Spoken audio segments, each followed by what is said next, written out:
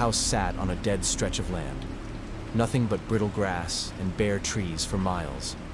The kind of place that made your skin crawl before you even stepped inside. The kind of place where, when a call comes in about an entire family being murdered, you already know there won't be any happy endings.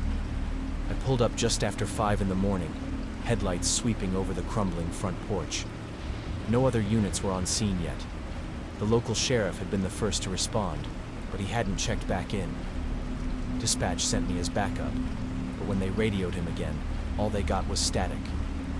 That was the first sign that something was wrong. The second was the open front door, swinging gently in the morning breeze. I killed the engine, stepped out, and felt that immediate instinctive cold settle in my gut.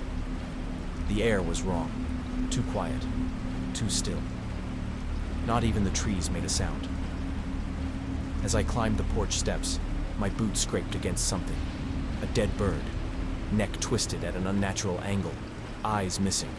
I exhaled, pressing forward. The door creaked as I stepped inside. The smell hit me first. Not blood, not decay. Something else, something chemical, sterile. It smelled clean. The entryway was dim, dawn barely filtering through the tattered curtains. A broken clock hung on the wall, frozen at 3:33 a.m. A framed photograph sat on a side table, knocked over. I picked it up. A family of 4. The parents, a boy, a little girl, all smiling. The kind of posed, picture-perfect shot that felt wrong now, knowing I was about to find them dead. I stepped forward, and then I saw the sheriff. He was standing in the hallway, facing the wall. For a second, relief hit me. He was okay. He was still here. But something about the way he stood, too stiff, too rigid, made me stop. I took another step. "Sheriff?" No response. I reached out, tapped his shoulder. His body collapsed. Not fell, collapsed. Like a puppet with its strings cut. I staggered back as his body crumpled onto itself, his head lolling sideways. The back of his skull was missing, not crushed, surgically removed. A perfect, clean circle, leaving a hollow void where his brain should have been. I barely had time to react before I noticed the trail of footprints leading away from his body. Bare feet. Small ones. They led down the hall, toward an open bedroom door. I knew what I was about to find. I knew before I even stepped inside. But nothing could have prepared me for it. The mother, the father, the 2 children, tucked neatly into their beds, heads missing. Their necks weren't severed. There was no tearing, no jagged edges. The cuts were smooth, deliberate. The sheets were pristine, not a drop of blood, as if their heads had just been lifted off like a magician's trick. That wasn't the worst part. The worst part was what was left, because even though their heads were missing, their eyes weren't. They had been arranged neatly on their pillows, placed exactly where they should have been, staring up at the ceiling. 4 pairs. The mothers, the fathers, the little boys, the little girls. I felt my stomach twist, a wave of nausea creeping up my throat. The air inside the room was thick, pressing down on me, suffocating. And then, just as I took a step back, a floorboard creaked, somewhere down the hall. The footprints, they weren't old. I wasn't alone. I stood frozen, every muscle in my body locked. The creak had come from the hallway. Someone else was in the house. I turned slowly, my hand hovering over my gun, every instinct screaming at me to get out. But I couldn't leave. Not yet. Not when I still didn't understand what the hell happened here. The footprints. The small, bare footprints that led away from the bodies. They hadn't been there long. The edges weren't blurred like the dust had settled. Whoever left them was still inside. The floor creaked again, closer this time. A slow, deliberate shift of weight. I stepped out of the bedroom, gun raised. My pulse pounded so hard I could hear it in my ears. A door down the hall was slightly open. I reached it, hesitated, then pushed it open with my foot. The bathroom. Dark. Empty. A thin shower curtain swayed slightly, the plastic shifting from some unseen movement. My throat felt dry as I reached out, grabbed the fabric, and ripped it back. Nothing. The tub was empty. No blood. No water. but the drain was missing. I stepped closer, frowning. The small metal cover had been removed, revealing a hole in the floor where the pipes should have been. A deep, black tunnel leading down. And I swear, I heard breathing. Slow, shallow, coming from somewhere deep inside. I stepped back fast, my heart slamming against my ribs. I wasn't about to stick my head into some goddamn hole. Then, from behind me, a whisper. Not in English, not in any language I recognized. I spun around, gun up, and there, standing at the end of the hallway, was a child. Small, no older than 5 or 6, pale skin, sunken eyes, dressed in a thin white nightgown, and barefoot. The footprints. She was the one who left them, but she wasn't alone, because as I stared, she opened her mouth, wide, and the sound that came out wasn't human. A low, guttural clicking, like something deep in her throat was shifting. Then her head twitched sharply to the side, and I realized she didn't have eyes. Her sockets were empty. My stomach dropped as she took a slow step forward. I fired. The shot ripped through the hallway, shattering the eerie silence. But the girl didn't flinch, didn't react. The bullet went straight through her like she wasn't even there. And then behind me, from the hole in the floor, something crawled out. I didn't look. I couldn't. I ran. Barreled down the hallway, out the front door, into the freezing dawn. My boots hit the dirt as I sprinted to my car, yanked open the door, and threw myself inside. I jammed the keys into the ignition, my fingers shaking so bad I almost dropped them. The engine roared to life. I slammed it into reverse. Through the windshield, the house loomed. A dark, rotting thing, silhouetted against the first light of morning. And in the upstairs window, they were watching me. Not the family, not the girl, the heads, all 4 of them, perched in the window like trophies, smiling. I hit the gas, tore down the dirt road, tires kicking up dust, the house growing smaller in my rear view. I didn't stop, not for miles. Not until I could see the highway, the distant glint of civilization. By the time I called dispatch, my voice was shaking. "There's something wrong with that house," I told them. "Something's still there." They sent a full team, SWAT, forensics, the whole department. But when they arrived, the house was empty. No bodies, no sheriff, no footprints. The only thing they found was an old, rusted drain cover sitting in the middle of the bathroom floor, like something had crawled back inside. No one believed me. They thought the sheriff must have walked off, disappeared into the woods. They said I was too shaken up to think straight, that I imagined the girl. They wrote the whole thing off. But I know what I saw, and some nights, I still have dreams about it, about that house, about the heads in the window, and about the hole in the floor, and the thing still living inside it. The house felt wrong the moment I stepped inside. Not because it was dark, or abandoned, or full of dust and cobwebs like you'd expect from a missing persons case. No, it was worse than that. Because it was perfectly clean. The floors were polished. The kitchen counters were spotless.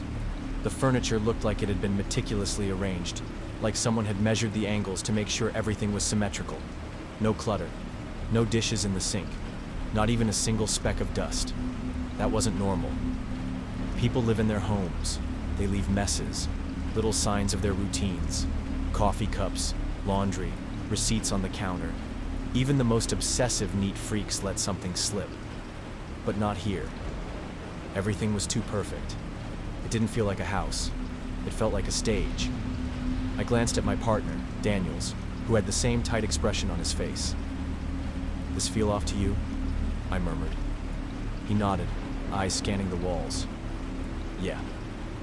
Something's wrong." The call had come in from a neighbor. An old woman named Margaret Holloway hadn't been seen in weeks. No one had checked on her. No mail had been picked up. The lights in her house stayed on all night. And then there was the smell.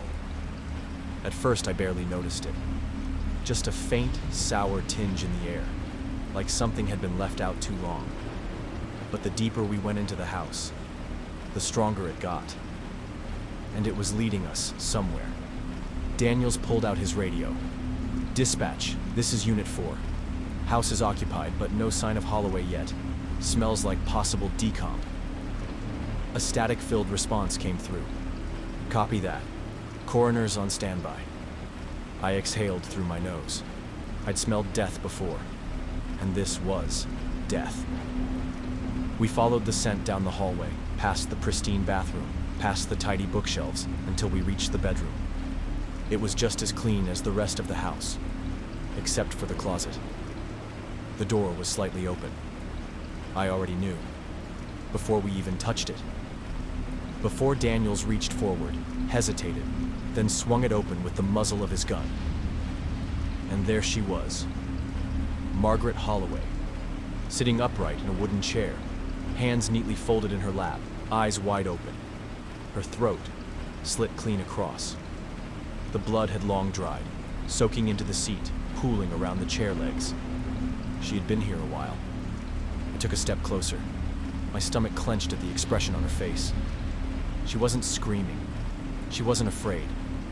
Her face was blank, almost peaceful, like she had been waiting. Daniels let out a slow breath. Jesus. I looked down. Her feet were perfectly aligned. Her hands were folded too precisely, and something about the cut across her throat, too clean, too deliberate. This wasn't a robbery, I muttered. Daniels nodded. No forced entry. No mess. No sign of a struggle. He gestured toward the room. Whoever did this stayed here. My stomach twisted. He was right. The house wasn't just clean. It had been maintained.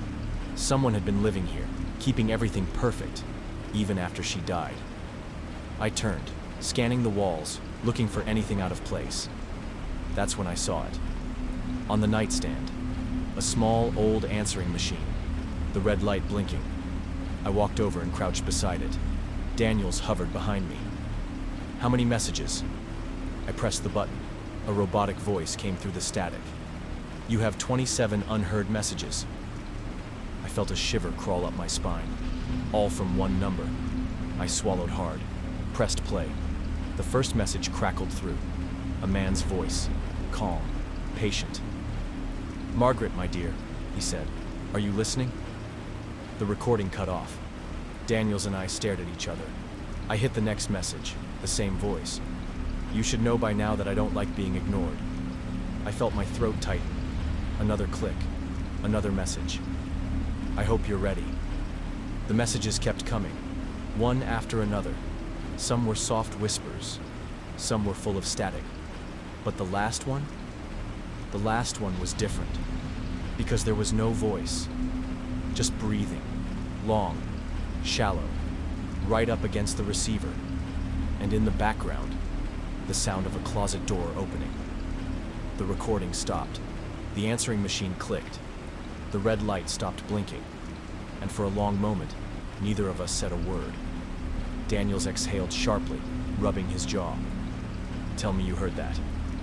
I swallowed, my mouth dry. I heard it. The breathing. The closet door creaking open. The exact same closet where Margaret Holloway now sat dead in a chair. I don't like this, I muttered. Daniels nodded. Yeah, me neither. I reached for the answering machine, my fingers stiff, and flipped it over. A small yellow sticky note was taped to the bottom. Don't erase them. My chest tightened. Daniels hovered over my shoulder, eyes locked on the note. She wrote that? He asked. I shook my head. The handwriting was wrong. Jagged, uneven, shaky. And worse, it had been written in red ink. At least I hoped it was ink. Daniels turned toward the body. So what? She knew this guy? She was waiting for him? I frowned. It's not that simple. I replayed the final message in my head. That breathing. That closet door sound. That wasn't a warning. That was a recording. And that meant... My stomach dropped. I grabbed the closet door and yanked it all the way open. The chair scraped against the hardwood, Margaret's lifeless body shifting slightly. I ignored the wave of nausea rising in my gut and scanned the inside. And that's when I saw it. A small black device, mounted just above the doorway. I reached up, pulled it off the wall. Daniels frowned. "What is that?" I turned it over in my palm. It was a recorder, a motion-activated recorder. Daniels swore under his breath. "You're telling me this thing..." "It recorded the moment she died," I finished, and someone came back to replay it. I stepped out of the closet, my skin crawling. Something wasn't adding up. The body was weeks old, but the house was spotless. The answering machine was full, but the phone line had been cut, and the messages, 27 of them, all from one number. "This guy," I muttered. "Whoever he is, he didn't just kill her, he was..." I hesitated, trying to find the right word. "Conditioning her," Daniels said darkly. I exhaled. Yeah. The messages, the waiting, the way she sat upright and folded like she had been posed. This wasn't about murder. This was about obedience. Daniels grabbed his radio. "Dispatch, we need a trace on a number. Incoming calls to Margaret Holloway's landline over the last month." Static. Then, "Copy that." I took another step toward the answering machine, staring at it like it might start talking again. Who was he? And why had he stopped calling? Daniels crossed his arms. "You thinking what I'm thinking?" I nodded. Margaret was not the first victim, and she sure as hell wouldn't be the last. My radio crackled. "Dispatch again. We got a hit on the incoming number. Landline. Disconnected 5 years ago." A cold chill ran through me. I looked at Daniels. 5 years ago. This number hadn't been active in years. But the calls never stopped. The answering machine still had 27 unheard messages, which meant the calls were never coming from a phone. They were recordings. I turned back toward the answering machine, my pulse hammering. Daniels stared at me, realization dawning in his eyes. "This was planned," he said. I nodded. Not just the murder, not just the messages, but what came next. I looked down at the sticky note again. "Don't erase them." My hands felt clammy. The words weren't a warning. They were instructions. Daniels exhaled, rubbing his temples. "What the hell do we do?" I didn't have an answer, because I couldn't shake the feeling that Margaret wasn't the only one listening. Somewhere, somehow, someone was waiting for us to hit play. The call came in just before dawn. Cheap motel, out on the edge of town. One of those places with cigarette burns in the sheets and a front desk clerk who doesn't ask questions. Homicide.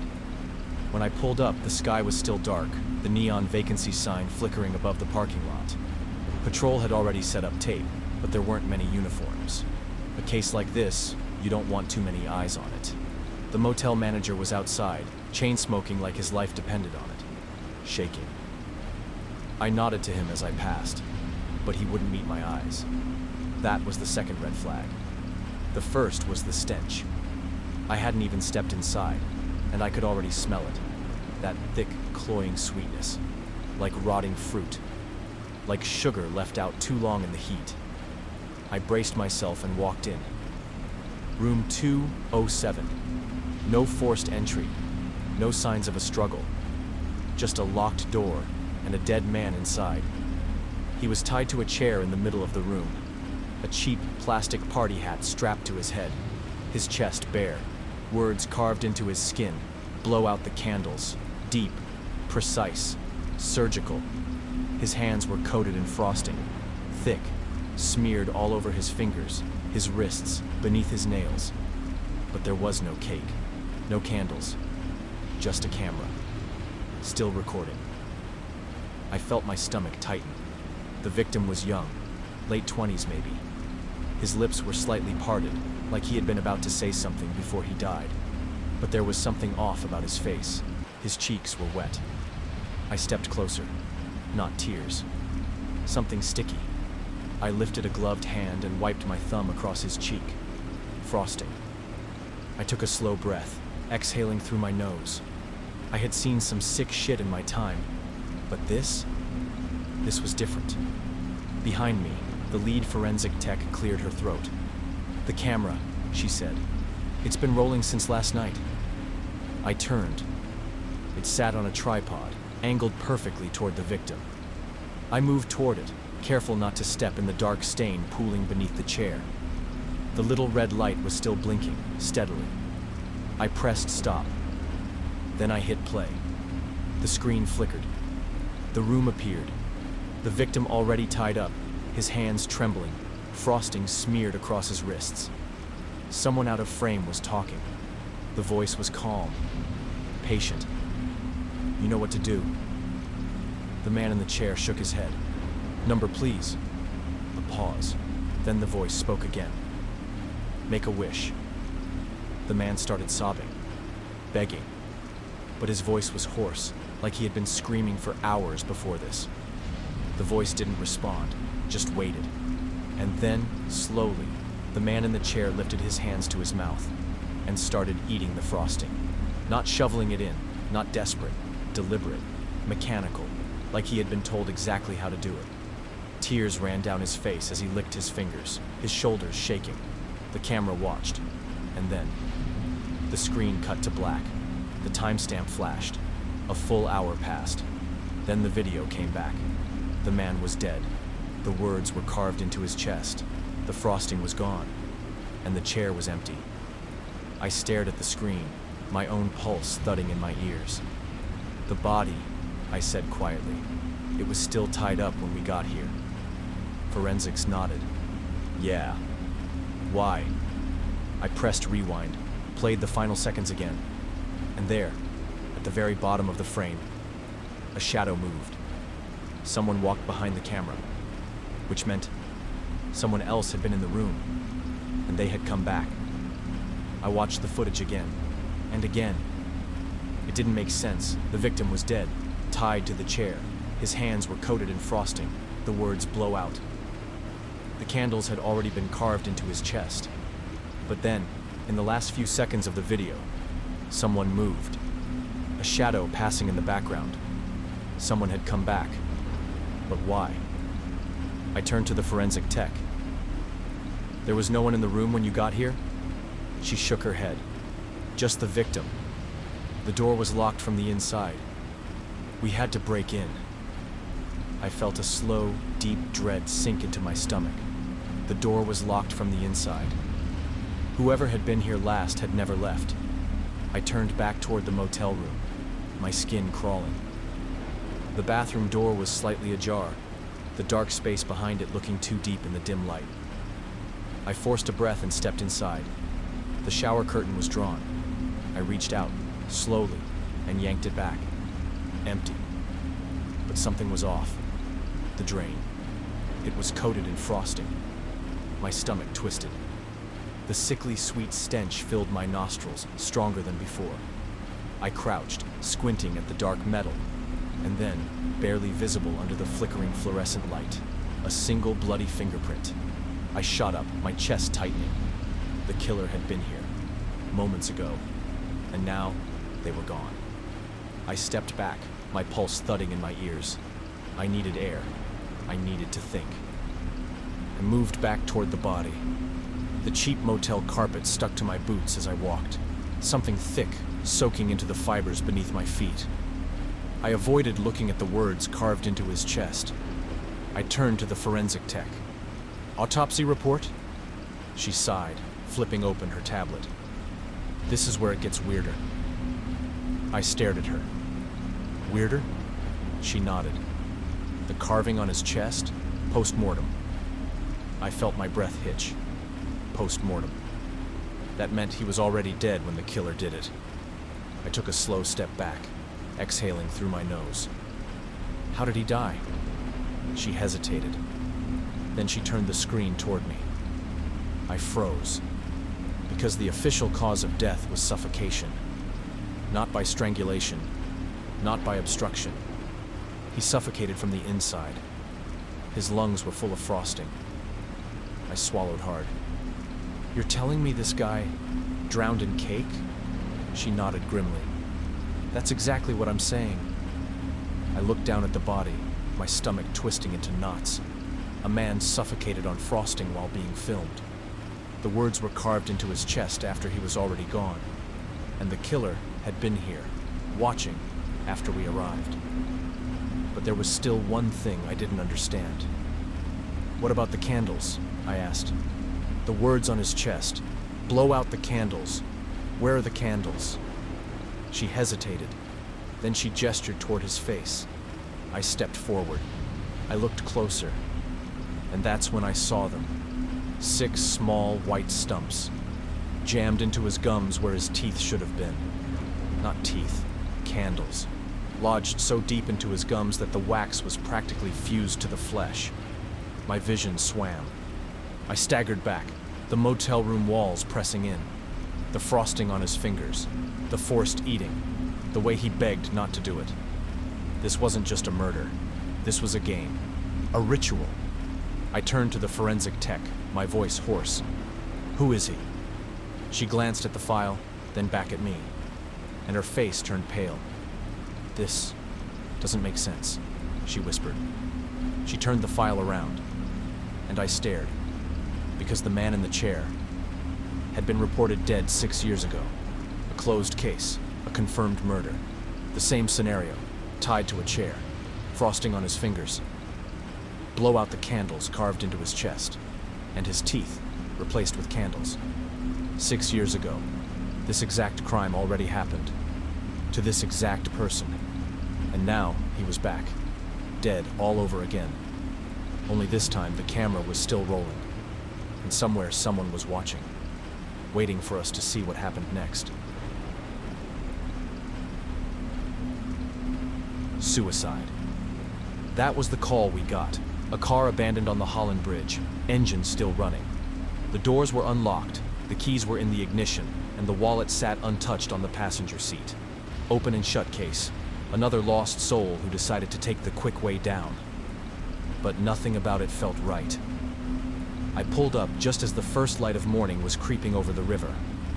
Patrol had already taped off the scene, but there wasn't much to secure. No sign of the driver. No note left behind. Just the car, sitting there like it had been parked 5 minutes ago. I glanced over at Daniels. "What do you think?" He exhaled, rubbing his jaw. "Looks staged." I nodded. "Yeah." I stepped closer, the damp morning air pressing against my skin. The bridge railings were dry. No scuff marks, no footprints, no signs of hesitation. People who jump usually take their time. They sit on the edge. They leave something behind. This car? It had just been left here. Daniels leaned into the open driver's side door. "Key's still in," he murmured. "Battery's drained. Someone left the headlights on." I frowned. Why leave the wallet? Daniels picked it up, flipping through it. Driver's license, credit cards, cash. Nothing missing.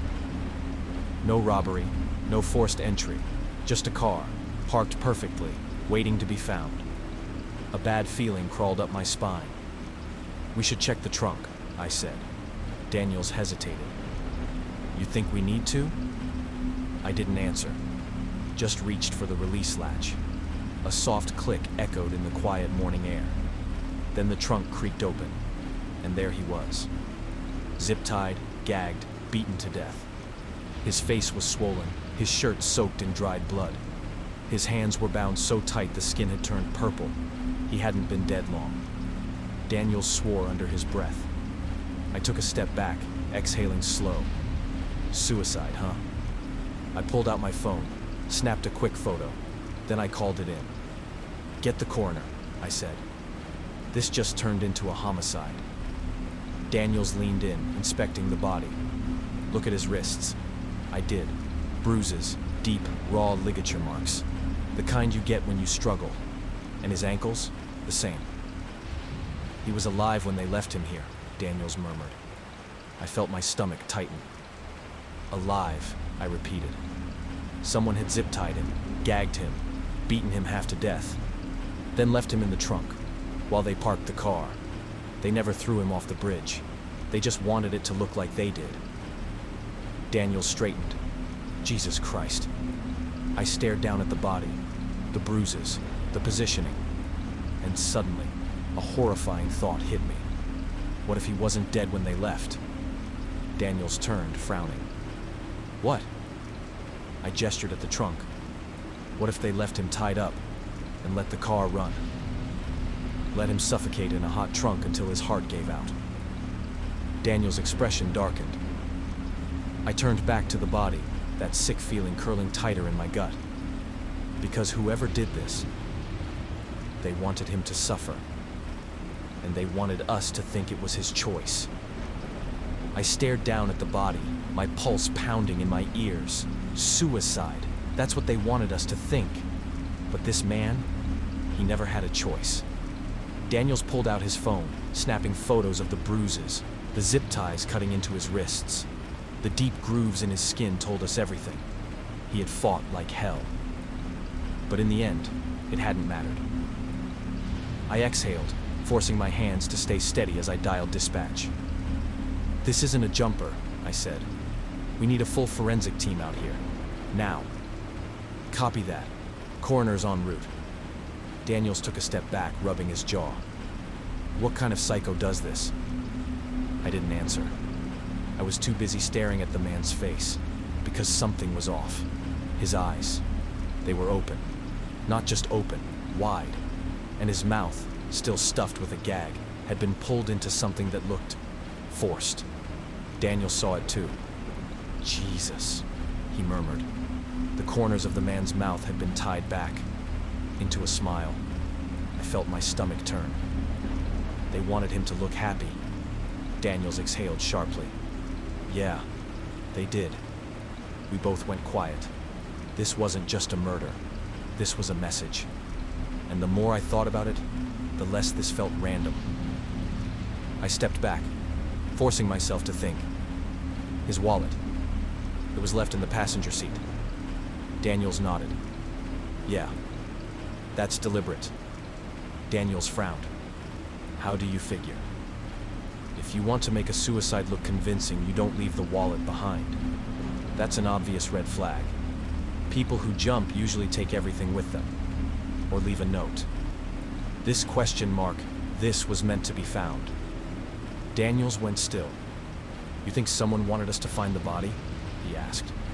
I looked back at the car. The headlights left on. The keys in the ignition. The unlocked doors. This wasn't hiding a murder. This was showing one. "Yeah," I said quietly. "I do." Daniels swore under his breath. Who the hell would do something like this? I took a deep breath, staring down at the smiling corpse. Someone who wanted control. Someone who wanted him to suffer, and someone who wanted us to see it. I turned to Daniels. "We need to know who he is." Daniels nodded, stepping back toward the car. He grabbed the wallet from the passenger seat, flipping it open. His whole body went rigid.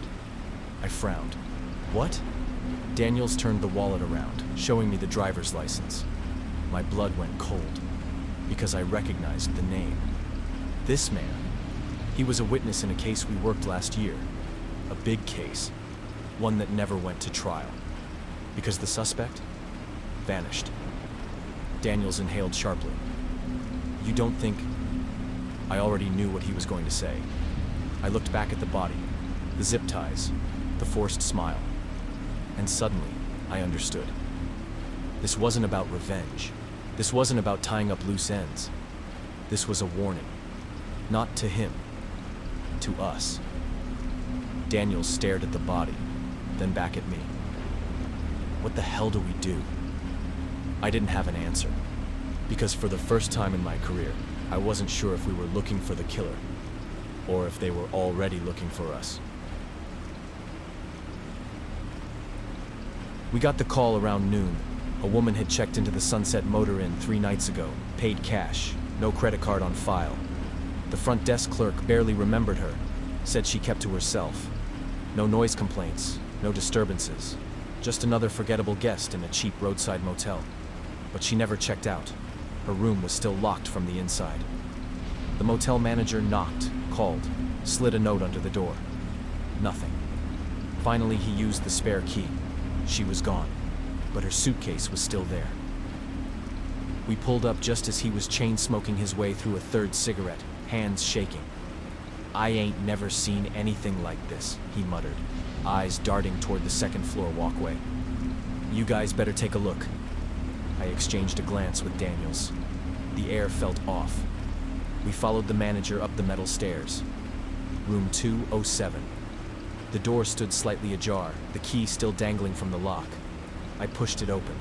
Inside, everything was perfect.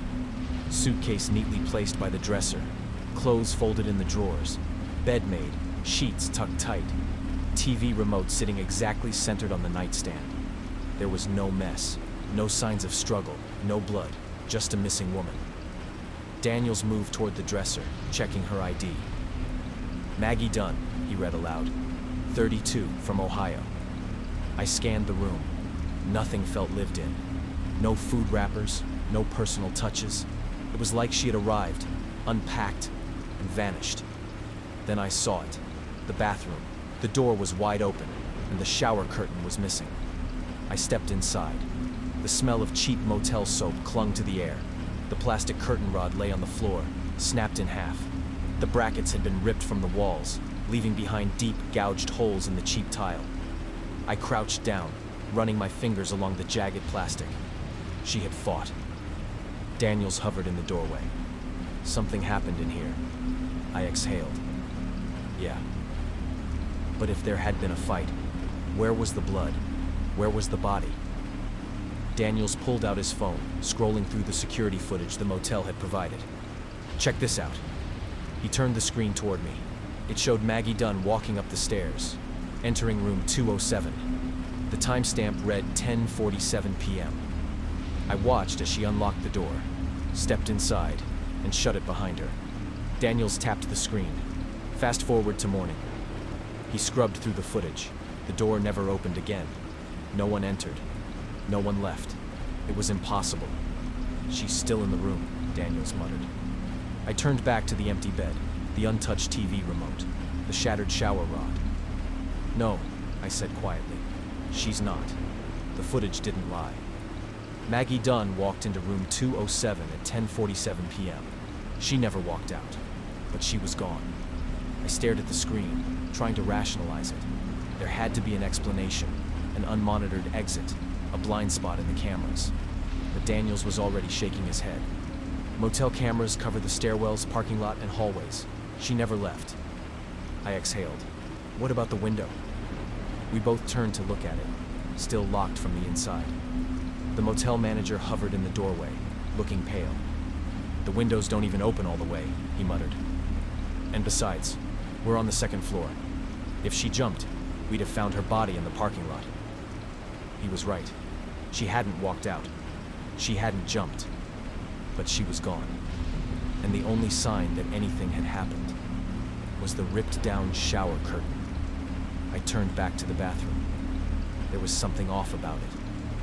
I stepped inside, scanning the walls, the chipped mirror, the cracked tiles, looking for anything out of place. Then I saw it. The drain. The tiny circular metal cover in the middle of the shower floor. It was missing. A hole, barely the size of a fist, stared back at me. I crouched down, peering inside. The motel's plumbing should have been visible, a tangle of old pipes leading into the walls. But I couldn't see anything, just blackness, deep, hollow. Like the space beneath the drain wasn't pipes at all. A slow, crawling sensation worked its way up my spine. Daniels frowned. "What are you looking at?" I didn't answer. Instead, I reached for my flashlight, clicked it on, and shined it into the hole. The beam disappeared, swallowed by the dark. I should have seen pipes, a metal tunnel, a path leading into the walls, something. But there was nothing. Like the drain led somewhere else, somewhere deep. Daniels crouched beside me, his expression dark. What the hell is that?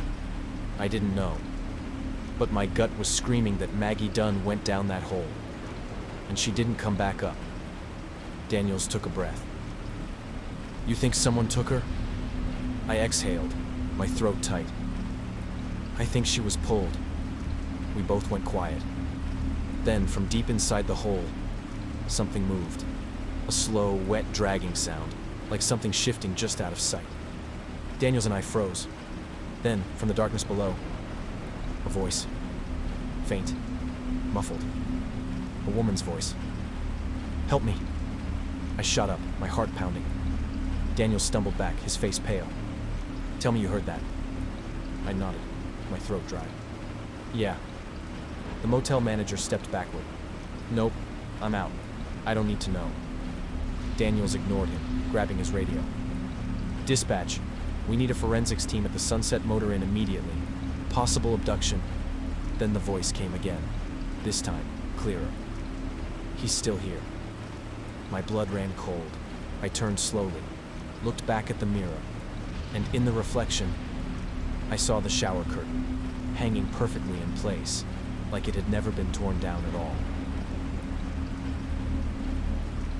The hallway reeked before we even reached the door. Thick, cloying, rotting. The kind of stench that sticks to your clothes, buries itself in your nostrils. The kind that means only one thing. Something dead was inside. Daniels exhaled sharply, pulling his sleeve over his nose. Jesus. That's worse than I thought. The landlord stood a few feet back, arms crossed. His face was pale, his lips tight. "I told you," he muttered. "The place has been empty for weeks." That's not what the neighbors said. They complained of a smell. Sounds at night. A feeling that someone was still inside. But the landlord was insistent. The tenant moved out weeks ago. Daniels glanced at me. "You ready?" I nodded. He reached forward and turned the key. The lock clicked. The door swung open. And the stench hit like a punch to the gut. My eyes watered. Daniels gagged. The landlord took off down the hall, dry heaving as he went. We stepped inside. The apartment was empty. No furniture, no dishes in the sink, no trash, no mail, no signs of life.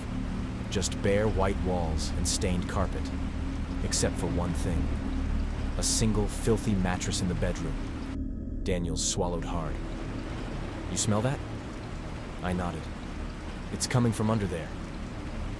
We moved forward, boots sticking slightly to the floor.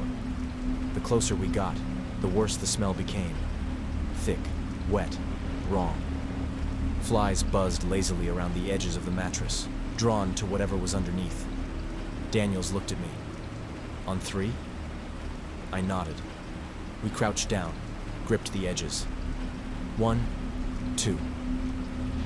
We lifted, and there it was. A body, curled up in the fetal position, knees tucked to their chest, skin blackened and bloated with rot.